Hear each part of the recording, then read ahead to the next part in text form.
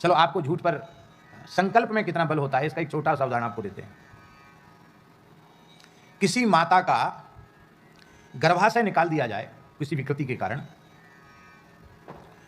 तो क्या जिस माता का गर्भाशय निकाल दिया गया है उसके फिर से संतान हो जाए, ये संभव है क्या? गर्भाशय ही नहीं है तो संतान कहां से होगी? पर आज भी एक माता जी ऐसी हैं जिनका गर्भाशय निकाल दिया गया डॉक्टरों के द्वारा। दिल्ली के डॉक्टरों ने गर्भाशय निकाल दिया और हमारे पूज्य गुरुदेव पहाड़ी बाबा महाराज के मुंह से निकला, क्यों रो रही है, क्यों मरना चाहती है, हो जाएगी संतान, जा। उसके पति ने कहा महाराज गर्भाशय निकाल दिया है, अब ना हमारे कोई ना इसके कोई संतान नहीं हो सकती। तो महाराज जी बोले, मेरे आंखों के सामने की बात है वकील साहब, महाराज जी बोले कि डॉक्टर भगवान से बड़े होते हैं कि महात्माओं से बड़े होते हैं, बता। बकबक करता है, भाग यहां से। और साल भर पीछे बेटी का जन्म हो गया। जिन डॉक्टरों ने गर्भाशय निकाल के बाहर किया था वे डॉक्टर महाराज जी का दर्शन करने वृंदावन में आए, एम्स के डॉक्टर थे वो। डॉक्टर महाराज जी का दर्शन करने खाक चौक में पहाड़ी बाबा में आए, बोले महाराज हम लोग तो कभी विश्वास नहीं कर सकते पर हमने गर्भाशय निकाला और इसके गर्भ हो गया, नए गर्भाशय का निर्माण, ये कैसे हो गया? ये तो संभव नहीं था, ये असंभव संभव कैसे हो गया? और इसके बाद 2-3-4 साल के बाद फिर महाराज जी की कृपा से उसके पुत्र और हो गया। अब तो उस बिटिया का भी विवाह हो गया, बेटे का भी विवाह हो गया, दोनों सरकारी नौकरी कर रहे हैं। वही से परिवार की घटना है।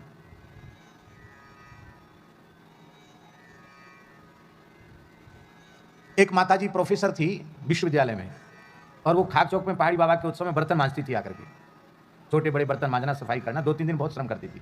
और उनके पतिदेव भी प्रोफेसर थे, वो शौचालय वगैरह साफ करते थे।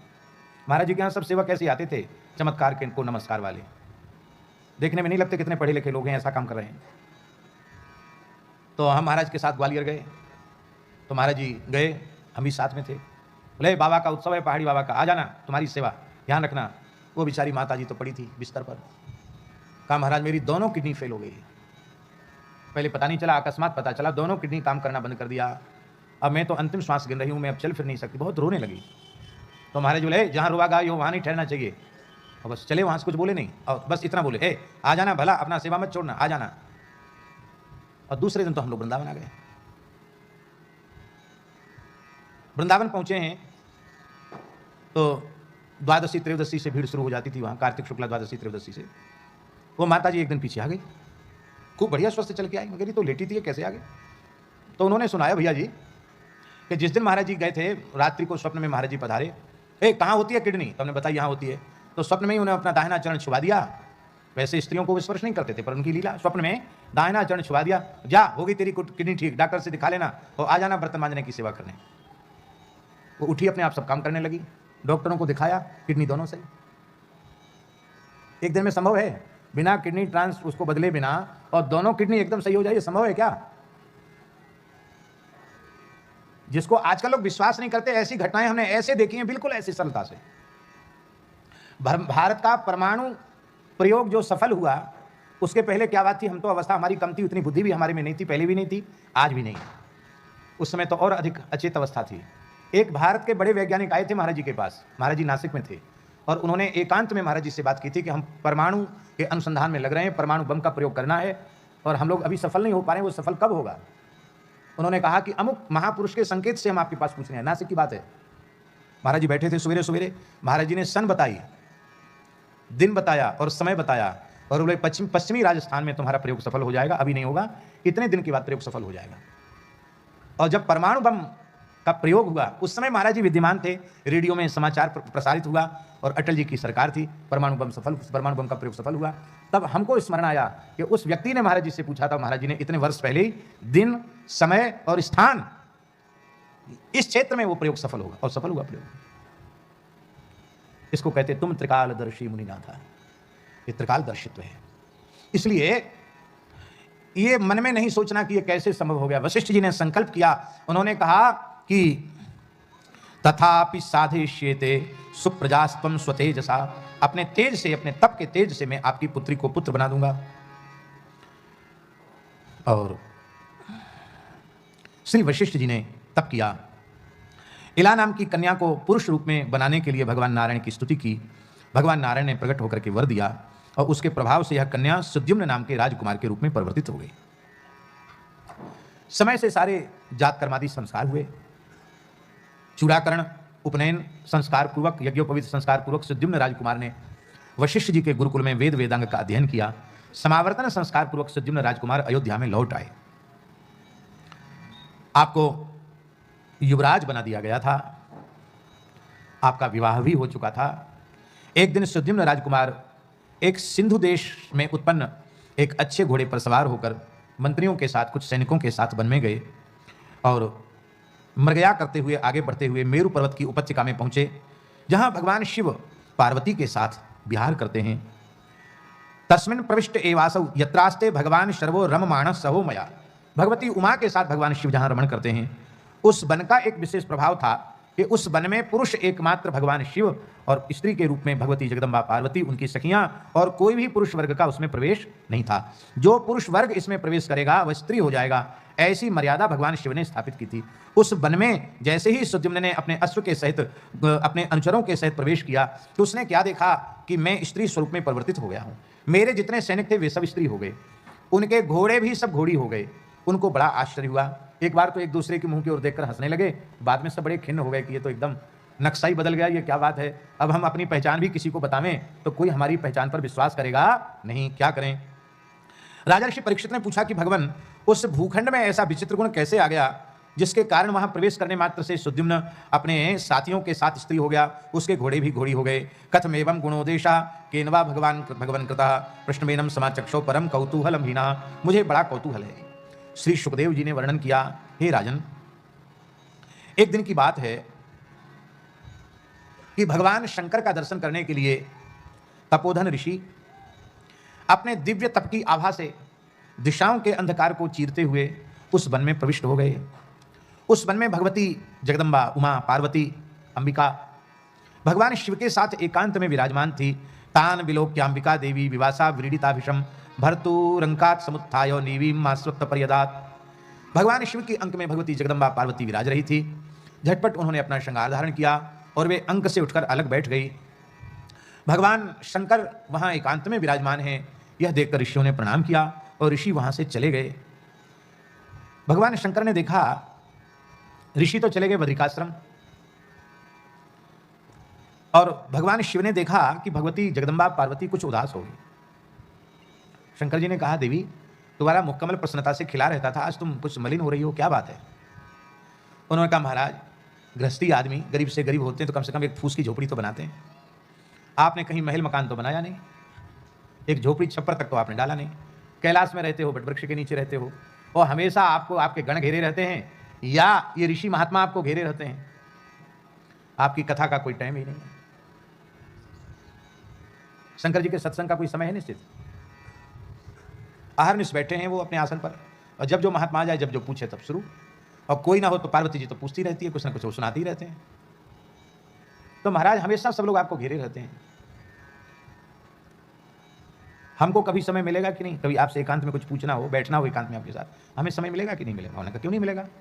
अरे बोले, नहीं मिलता है इसलिए तो मैं कह रही हूं कि मिलेगा, हमको मिलेगा कि नहीं। आपको विश्वास नहीं होगा।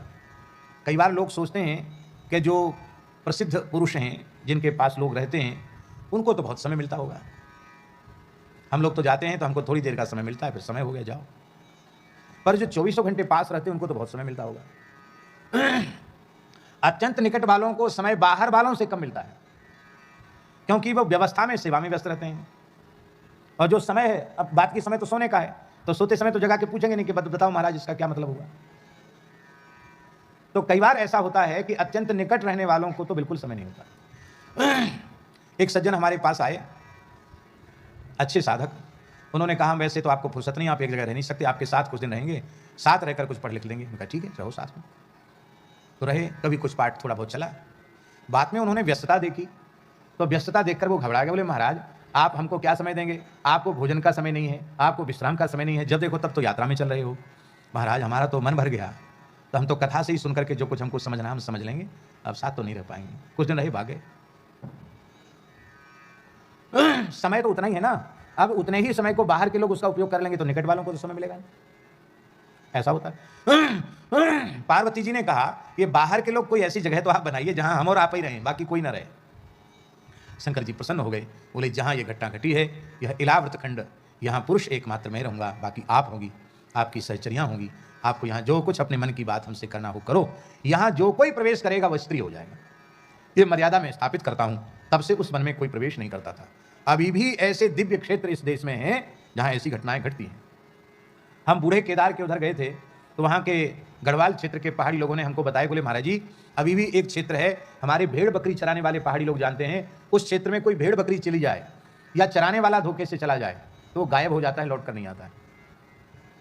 तो उस क्षेत्र में आज भी भेड़ बकरी और चराने वाले लोग नहीं जाते है। वही क्षेत्र वो ऐसा अलौकिक क्षेत्र है, वहां जाने से व्यक्ति गायब हो जाता है। ऐसी विलक्षणताएं हैं। बोलो भक्तवत्सल भगवान की जय। तत ऊर्ध्वम बनम तद वै पुरुषा वर्जयंती ही सा चानुचर संयुक्ता विचचार बनात बनम। तब से उस वन में कोई भी पुरुष प्रवेश नहीं करता है। दुर्भाग्य से यह सुद्युम्न उसी वन में चला गया, इसलिए स्त्री बन गया। अब उस वन की सीमा से बाहर निकला तो चंद्रमा के पुत्र बुध तपस्या कर रहे थे। उन्होंने देखा कि स्त्री भी परिवृताम वीक्ष्य चकमे भगवान बुधा। बुध ने देखा कि अनेक स्त्रियों से घिरी हुई एक अतीव सुंदर स्त्री आ रही है। तो बुध ने पूछा कि तुम कौन हो? सुद्युम्न ने कहा मैं तो अपना परिचय दूंगा तो आप विश्वास तो करोगे नहीं। वैसे तो मेरा परिचय है कि मैं अयोध्याधिपति महाराज वैवस्वत मनु का पुत्र सुद्युम्न, युवराज सुद्युम्न हूं, पर दुर्भाग्य से किसी शापित वन में प्रवेश करने के कारण मैं स्त्री स्वरूप में परिवर्तित हो गया हूं। ये मेरे सब सैनिक हैं, ये भी स्त्री बन गए हैं। बुध ने कहा कि हम तुम पर बड़े आकृष्ट हो रहे हैं, मोहित हो रहे हैं। यहां से तुम्हारा जाना तो वहां संभव नहीं, जाने पर भी तुम्हें कोई पहचानेगा नहीं, इसलिए अच्छा हो कि हम दोनों गांधर्व विधि से विवाह कर लें। सुद्युम्न ने सोचा भैया जीवन तो काटना है, चलो कोई बात, जैसी भगवान की इच्छा। तो विवाह हो गया और जो सैनिक स्त्री हो गए थे उनसे देवताओं ने विवाह कर लिया और उनसे एक जाति उत्पन्न हो गई, देवताओं की उपजाति, उनको उपदेवता कहते हैं। वो हैं किम पुरुष। क्या है? किम पुरुष। वे सब किम पुरुष, उन स्त्रियों के गर्भ से जो संतान हुई वो सब किम पुरुष हुए, जो देवताओं की उपजाति है। और इधर बुध ने भी इस सुद्युम्न राजकुमार जो स्त्री बन गया था, इसके गर्भ से एक पुत्र को जन्म दे दिया। इस पुत्र का नाम हुआ पुरूरवा। यही चंद्रवंश का प्रधान पुरुष है। अब अपने पुत्र पुरूरवा को गोद में खिलाते, अयोध्या जी का स्मरण करते, अपने पिता महाराज मनु का स्मरण करते, माता श्रद्धा देवी का स्मरण करते, अपने कुल गुरु वशिष्ठ जी का स्मरण करते। वशिष्ठ जी का स्मरण किया। समर्थ गुरु वशिष्ठ वे सुद्युम्न के सामने प्रकट हो गए। वत्स, तुमने बहुत आत्मभाव से मेरा स्मरण किया तो मैं आ गया हूं, क्या बात है? बोले महाराज मैं दुर्भाग्य से स्त्री हो गया हूं, और स्त्री ही नहीं पत्नी बन गया हूं, पुत्रवती हो गया हूं। कहाँ तो मैं राजकुमार था, युवराज था, अब बच्चे गोद में बच्चे को खिला रहा हूं। तो आप मुझे इस दुर्दशा से बाहर निकालो, मुझे फिर से राजकुमार बनाओ। वशिष्ठ जी ने उसके जन्म का वृत्तांत सुनाया। हे राजकुमार, तुम जन्म से कन्या ही थे। तुम्हारे पिता के कहने पर अपने संकल्प की सत्यता के लिए मैंने तुम्हें कन्या से फिर से राजकुमार बना दिया। अब तुम्हारी नियति में जो पहले से निश्चित था वो हो गया। तुम कन्या ही थे, कन्या हो गए। अब भगवान ने जो तुमको बना दिया उसी में संतोष करो। स्त्री पुरुष शरीर के भेद से क्या लेना देना? नहीं महाराज, आप तो कैसे भी करके, जब आप कन्या से राजकुमार बना सकते हैं तब स्त्री से फिर से आप मुझे वही बना दीजिए जो मैं राजकुमार था। तब श्री वशिष्ठ जी ने भगवान शिव की उपासना की। भगवान शिव ने प्रकट होकर के दर्शन दिया, और दर्शन देकर के शंकर जी तो विलक्षण महापुरुष हैं। शंकर जी ने कहा मासम पुमान स भविता मासम स्त्री तब गोत्रजः इत्थम व्यवस्थया कामम सुद्युम्नोवतु मेदिनीम। भगवान शिव ने कहा हे वशिष्ठ, तुम्हारा यह यजमान सुद्युम्न 1 महीने तक पुरुष रहेगा और 1 महीने स्त्री रहेगा, और इसी व्यवस्था में रहकर यह शासन करे, धरती का पालन करे। कहकर शंकर जी अंतर्धान हो गए। आज तो सुद्युम्न और दुखी हो गया। बोले महाराज ये तो भारी मजाक हो गया हमारे साथ। या मैं स्त्री ही रहा आता तो कोई समस्या नहीं थी, अब हर महीना हमारा बदल जाएगा शरीर, हर महीना पुरुष हो जाऊंगा, हर महीने स्त्री हो जाऊंगा, तो मेरी तो बड़ी हंसी होगी। यहाँ इस चरित्र का प्रयोजन क्या है? इस कथा का प्रयोजन क्या है? बहुत ध्यान से सुने, ये कोई मनोरंजन नहीं है। ये इस कथा का प्रयोजन है कि भगवान ने हमें जिस व्यवस्था में रखा है उसी व्यवस्था में, उसी अवस्था में हमें पूर्ण संतुष्ट रहना चाहिए। जब प्रत्येक शरीर में आत्म कल्याण करने की पूरी छूट है प्रत्येक जीव को, तो फिर आपको असंतोष करने का क्या कारण है? बहुत ध्यान से सुने। ब्राह्मण का कल्याण हो जाएगा, चांडाल कुल में जन्म लेने वाले व्यक्ति का कल्याण नहीं होगा, ऐसा कहीं लिखा है क्या? ब्राह्मण भजन साधन करे, तपस्या करे, आराधना उपासना करे तो उसका कल्याण हो जाएगा। अंत्यज का, म्लेच्छ का भी परम कल्याण हो जाएगा, भगवान की उपासना करे, भगवान की शरण ग्रहण करे तो।